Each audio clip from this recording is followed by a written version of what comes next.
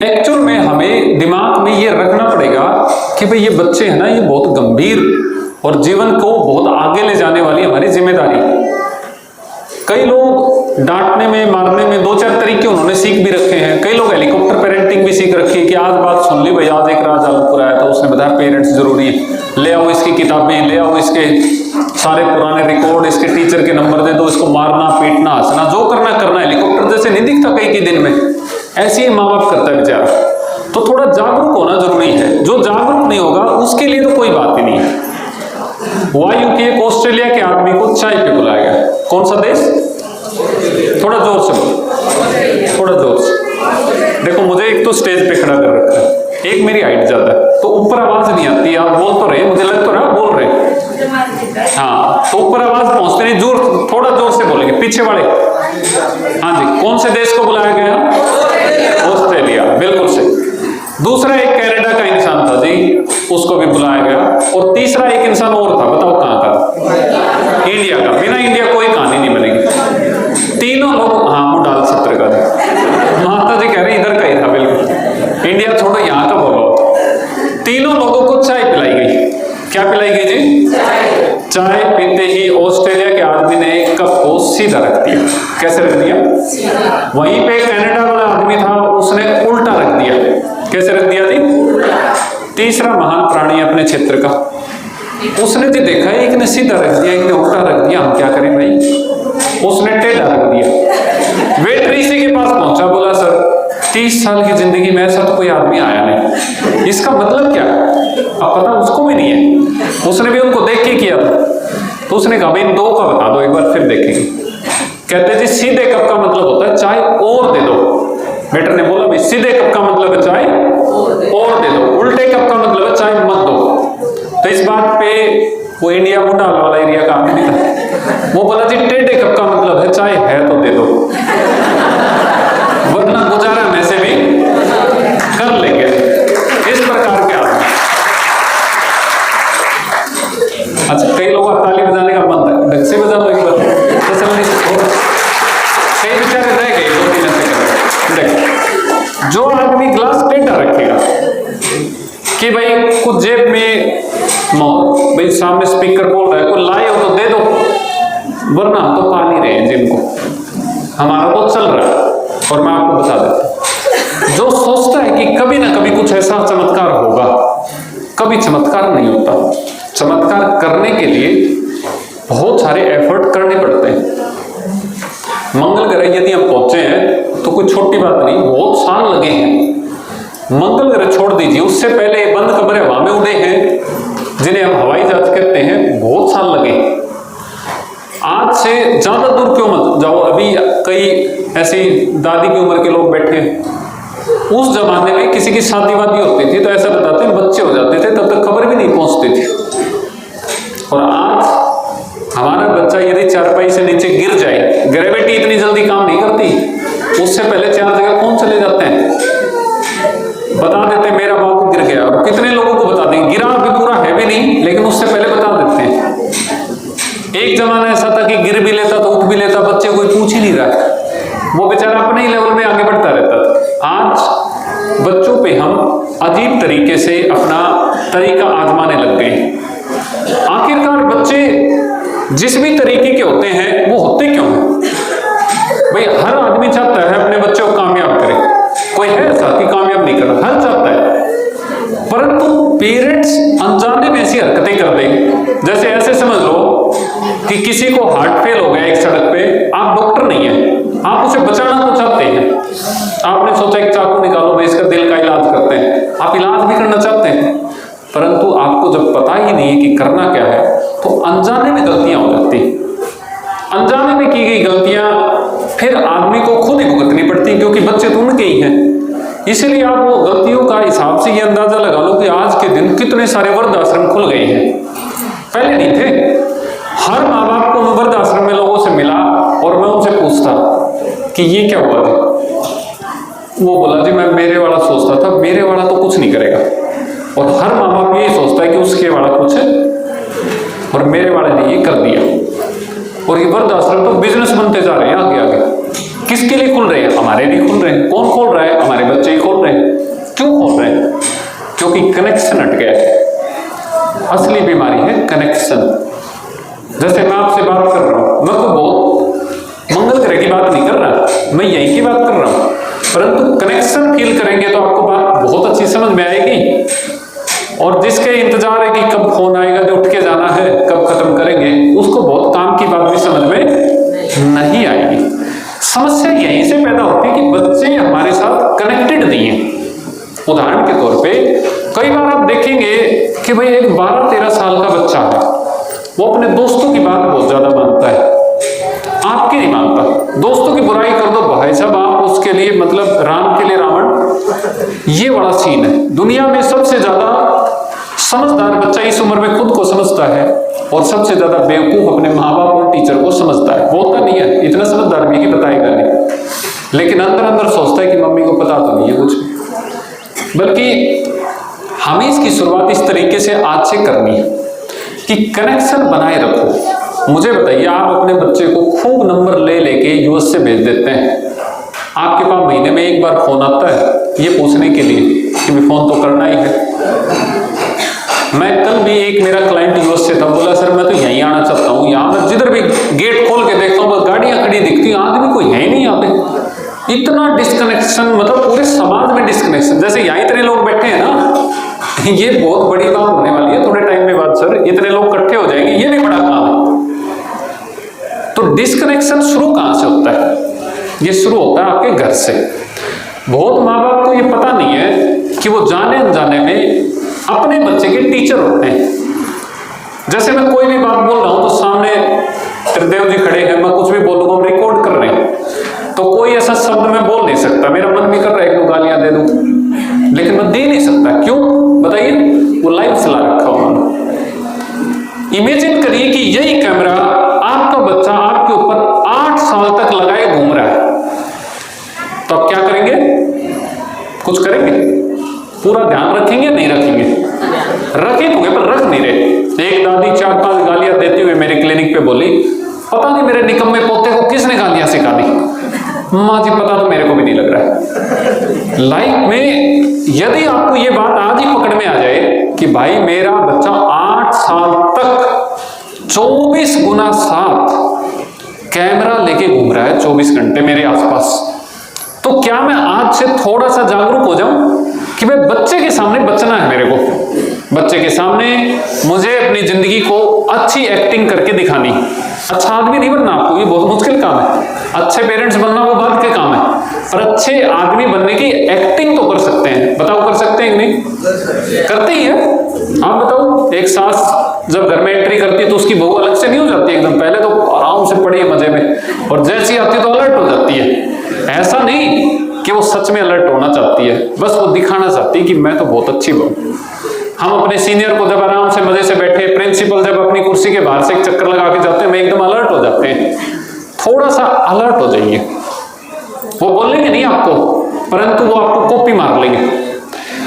लगभग 8 साल तक आपके बच्चे की जो डेवलपमेंट है वो उसके जीवन को 80% निर्धारित करती है। सुनने में ताज्जुब होगा, जो बच्चे पहले 3 साल तक मोबाइल चलाते हैं उन बच्चों को एक दिन हमारे पास आना ही पड़ेगा, मजबूरी है। मुझे एक बार जरा सोच के बताइए, आपके पास 2 ऑप्शन हो भाई, पेट में दर्द हो जाए और कैंसर हो जाए, इनमें से कौन सी बीमारी चुनेंगे आप? पेट में दर्द। मम्मी का पल्लू बच्चा खींच रहा है कि मम्मी मैं दाल नहीं बनाने दूंगा, मम्मी ने इलाज निकाला, फोन निकाल के दे दिया, बेटा चुन चुन करती चुड़िया, ये सुन ले भाई तू, बढ़िया हो जाएगा। बच्चा आराम से मोबाइल चला रहा है, मम्मी आराम से दाल बना रही है, परंतु आपने कैंसर की शुरुआत कर दी। मेरे ख्याल से मैंने आज तक एक भी स्कूल नहीं देखा है, शायद ये भी नहीं होगा जिस स्कूल में मोबाइल अलाउड हो। सर मोबाइल अलाउड है अपने स्कूल में कि कोई बच्चा मोबाइल लेके आ जाए? यहाँ पे नहीं है। तो एक ही जगह है और वो है हमारा घर। और हमारे घर में हमारे पास जस्टिफाई करने 1-2 पेरेंट्स देखना अभी भी आंसर दे देंगे। वो कहेंगे सर होमवर्क भी तो मोबाइल पे ही आता है। अरे होमवर्क की तो बीमारी नहीं है, असली बीमारी तो कुछ और है, और असली बीमारी है मोबाइल में रील देखना, यूट्यूब पे वीडियो दिखाना। और क्यों? क्योंकि हमें ये टेंशन नहीं देगा और आपके पेट दर्द को सहने की बजाय पहले के लोग बोलते थे थोड़ा सर में दर्द हो जाए तो कहते हैं गर्म पानी पी लो, ये कर लो, वो कर लो, थोड़ा सहन करने की क्षमता थी। आजकल तो जी क्षमता खत्म हो गई है। 10 मिनट बच्चे को नहीं संभाल पाते तो हम सोचते हैं 10 मिनट भी क्यों रोए। आधे माँ बाप को तो ये नहीं पता बच्चे का रोना बहुत जरूरी होता है, रोना भी जरूरी है, लेकिन वो सोचते ना ना जी मैं तो रोया था, मैं अपने बच्चे को जिंदगी भर रोने नहीं दूंगा। तो फिर वो आपको कभी हंसने नहीं देगा, ये भी नोट कर लेना आप जिंदगी। बच्चे ऐसे ही क्या करें। तो अब इस बच्चे ने 8 साल तक आपके ऊपर कैमरा लगा रखा है। WHO ने कहा 3 साल तक मोबाइल के दर्शन मत कराओ, 1 सेकंड भी मत कराओ, मिनट छोड़ दो।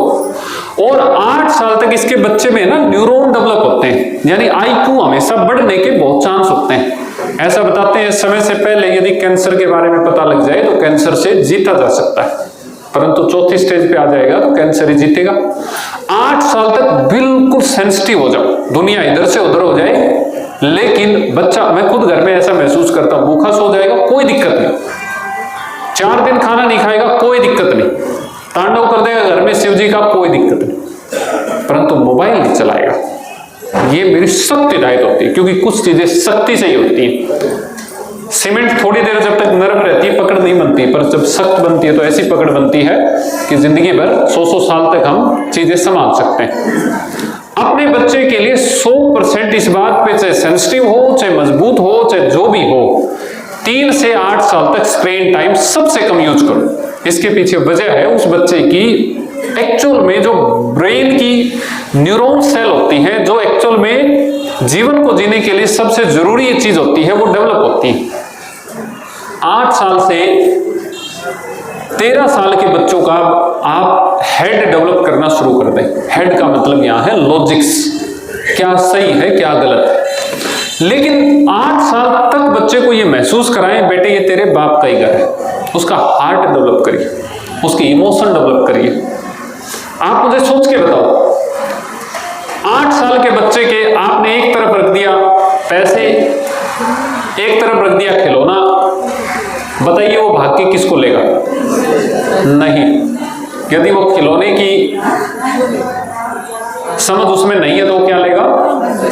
पैसे। और उसमें पैसे की भी समझ नहीं है तो क्या लेगा?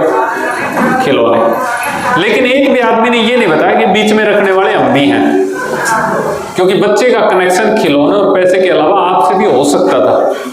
इसलिए अपने बच्चे के इमोशंस, उसका हार्ट डेवलप करिए।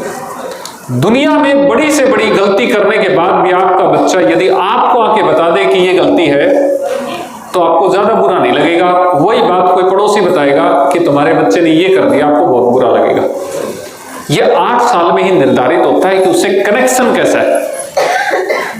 चाय वाली कहानी तो मैं पहले सुना देता है ना। अच्छा, कई लोग पी नहीं रहे। पॉइंट ये है कि 8 साल तक बहुत सेंसिटिव टाइम, 8 से 13 तक आप उसे सही गलत बताइए। लेकिन इन 13 साल के दौरान एक खास चीज होती है जिसे हर माँ बाप को समझना है।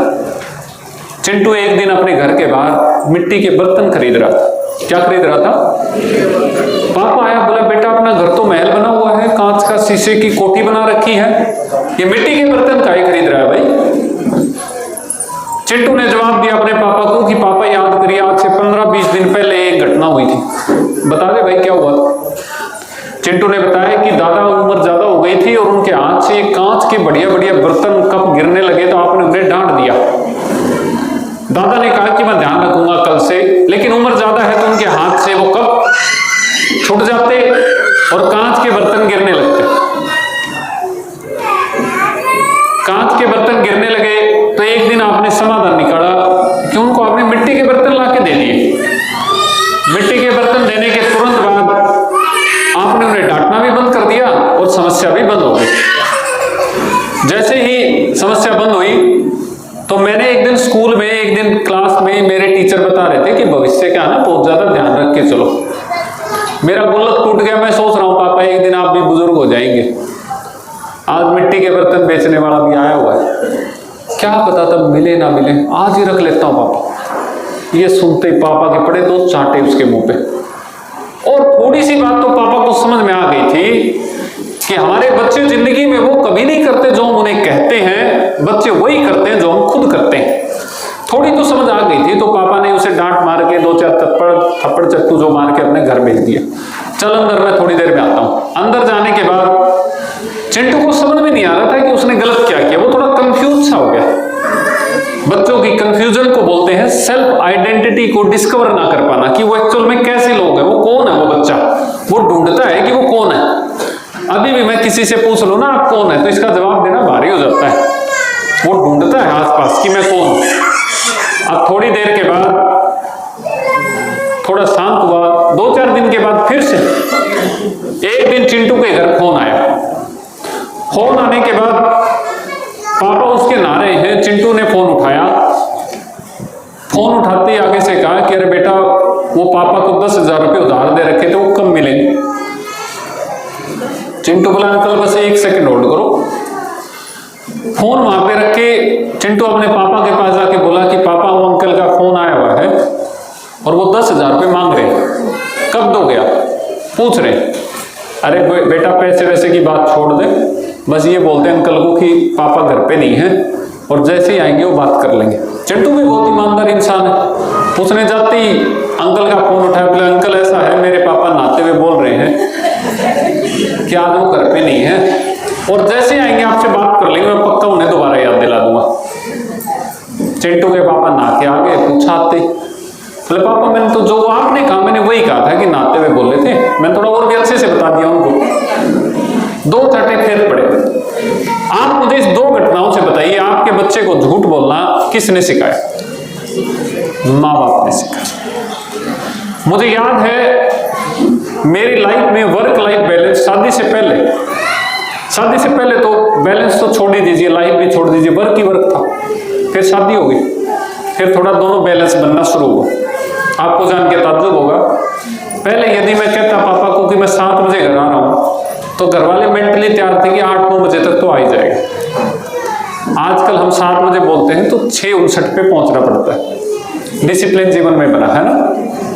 लेकिन आज तक एक बार भी मेरा बच्चा 3.5 साल का है, मैंने उसे झूठ नहीं बोला। अब बताओ, झूठ नहीं बोला तो क्या हो गया भाई? थोड़ा सा मुश्किल का, दूसरों से तो पहले आदत पड़ी हुई बोलने की, लेकिन मैंने सोचा करके देखते हैं क्या होगा। और आपको जान के ताज्जुब होगा, मेरा बच्चा, हम गांव नहीं रहते, आलमपुर गांव का ही नाम है, उसकी कोई तारीफ नहीं है, लेकिन एक खास बात है, मैं उसे आप कह के बोलता हूं। मेरा बच्चा सबको तू बोलेगा, लेकिन मेरे को छोड़ के। मैंने पूरा एक्सपेरिमेंट करके देखा है। वो मेरे को बोलेगा पापा आप मेरी बात नहीं समझ रहे, और थोड़ी देर बाद कहेगा मम्मी तू ऐसे क्यों कर रही है। मतलब एक सेकंड में बदल जाता है। तो मैंने महसूस किया बच्चे हमारा आईना होते हैं। कुछ मत करिए, बस आप अपनी पर्सनैलिटी में एक्टिंग अच्छा करिए।